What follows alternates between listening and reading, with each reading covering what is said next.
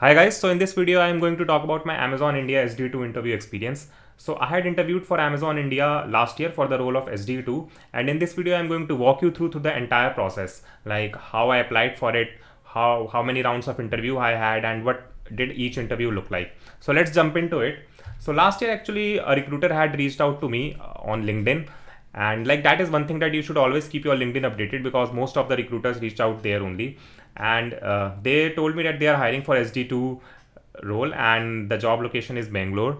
So I decided to go ahead with the process, and after receiving a response from me, so they explained me like how that I will first have an online assessment on HackerRank, and only when I'm able to pass that online assessment I will progress to interviews. So they basically sent me a HackerRank test link, and after receiving the test link I had like 1 week to complete the test. And like the test was supposed to be taken in one sitting, like it was a 2 hours test which consisted of two sections. First section was two coding questions which had like 1 hour 45 minutes allotted to it, and the second section consisted of a lot of behavioral questions which had 15 minutes allocated to it. So the first two coding questions were like medium hard difficulty level, and I had actually seen them somewhere on some online platform. So like I was able to solve both of the questions. I do not remember the questions exactly, but yeah, I was able to pass all the test cases. And after that I basically progressed to section 2, which consisted of behavioral questions. And the behavioral questions were something like this, like they were situation based questions, like do you feel motivated in a work environment which involves tight deadlines? And you are like, I do not remember what were the exact, like those were multiple choice questions and there were like options, and I do not remember the exact options, but they were more or less like strong no, no, neutral yes, and strong yes. Okay, so like I feel motivated in work environment where which involves tight deadlines, so I put in like strong yes in that. And there were a lot of questions around those only, like situation based questions, like how do you feel in this situation, how do you act in this particular situation, so things like that. So eventually I cleared the online test, and then my recruiter told me that I will be passing to the next rounds of interview. And basically the recruiter told me that first I will have like 3 rounds of interview on the same day, and the interviews would be like first round would be DS Algo, second would be system design, and third would be again a DS Algo round. So the day came, and like round one was consisted of two coding questions and two leadership principle questions. Okay, so like in the round one, like there were two interviewers, and first the interviewers introduced themselves and then they asked my introduction. So basically I introduced myself also to them, and after that they asked me like two leadership principle questions. So in case you do not know what are leadership principles, so basically Amazon has this concept of, they have basically these 14 leadership principles, okay, like customer obsession, ownership, invent, and simplify. So like people, interviewers ask questions around them, like how did you demonstrate ownership in your previous job and things like that. And like the recommended way to answer these questions is using the star method. Like you describe the situation, you can read about the star method on internet, but like in star method we basically first describe the situation, like this was the situation and this was the task and what action did we take and what was the result. And result is usually, people say that it should be measurable, like you did some optimization in the code and the result was that that particular code or that particular piece of software runs fast now. So how much fast? Okay, like maybe you did a cut down on runtime like 10% or 20% cut down, or previously it used to take 1 millisecond, now it only takes 500 microseconds. So the result should be measurable.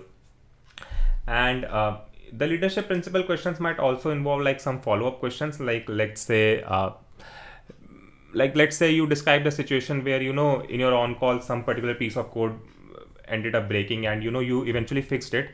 But the follow-up question from the interviewer could be that what actions did you take to make sure that this will not happen in future, or if in case this happens in future, you would like you would be able to identify it beforehand. Like questions around, rather than taking a passive approach, you should be taking an active approach. So those kind of things could be there.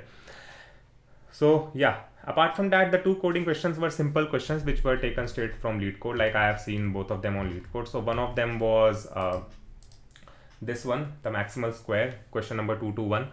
So this was the first question which was asked to me. So like this question is pretty simple. I mean, I can easily solve it in less than 1 minute and implement it. But the thing is that in the interviews, the dynamics are a bit different. So, I had to explain my algorithm first to the interviewer, and then after explaining the algorithm, I had to also explain them the intuition behind the algorithm. Then after that, when they were satisfied with my approach, I eventually went ahead to code it, and after coding we did a dry run on a test case. So it like took around good 15-20 minutes were spent on this question.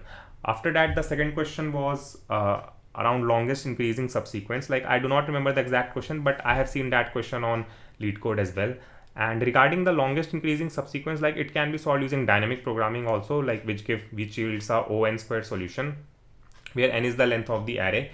But they were more interested in an n log n solution. Like, longest increasing subsequence problem can also be solved in n log n time. So they were interested in that. So make sure that you read that particular, like, most of the people are not aware about that particular solution. So make sure that you are aware about it and you are well versed with that solution. I mean, building n log n solution is a bit tough as well, because that algorithm is a bit tough. But anyways, so one thing I want to highlight here, like, round one was a 1 hour round, but like first 10-15 minutes were spent on the introduction and these leadership principle things. So you are eventually left with only 40 to 45 minutes to solve both the coding questions.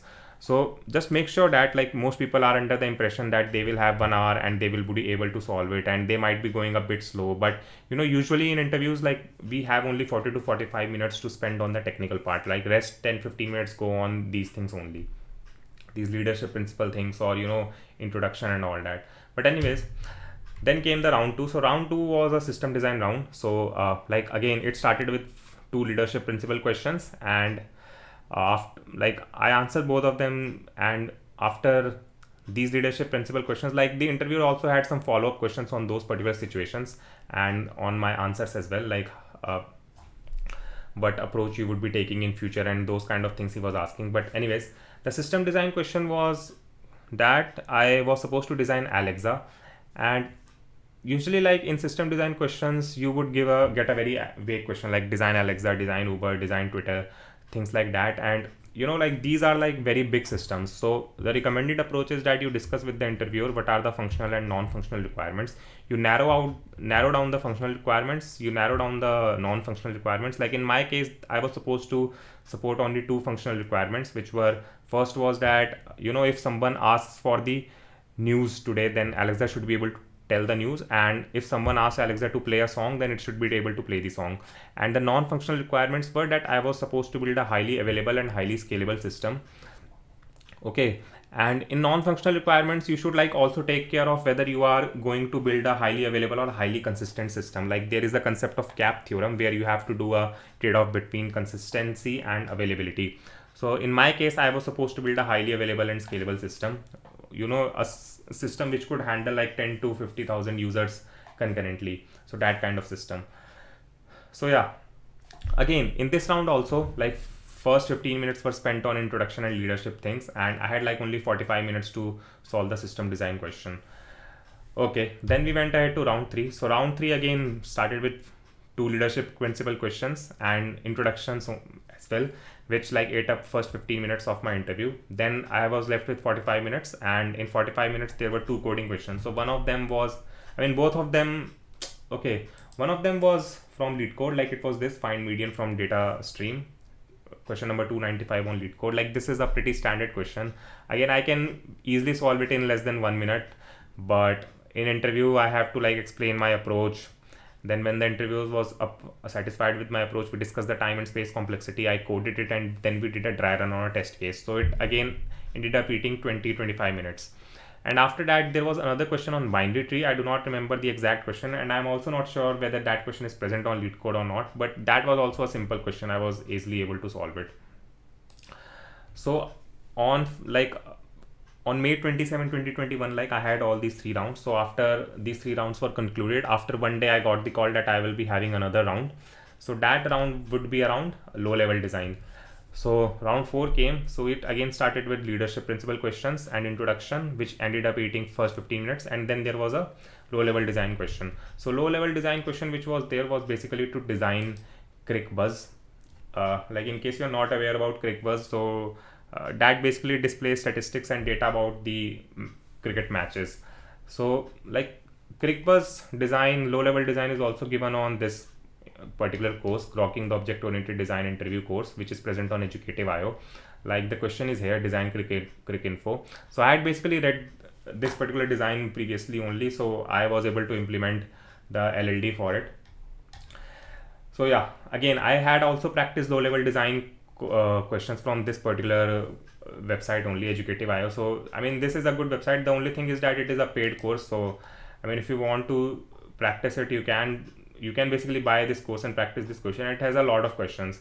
Apart from that, I did the system design interview practice from Grokking the System Design Interview course, which is there on Educative.io. Then there is this course as well, Advanced System Design Interview, which is there on Educative.io. And like System Design Primer is also a great repository which is on GitHub. Like this is free. Both of these, like all these Educative.io courses are paid courses, but this is free. The System Design Primer present on GitHub, and it also has a lot of information.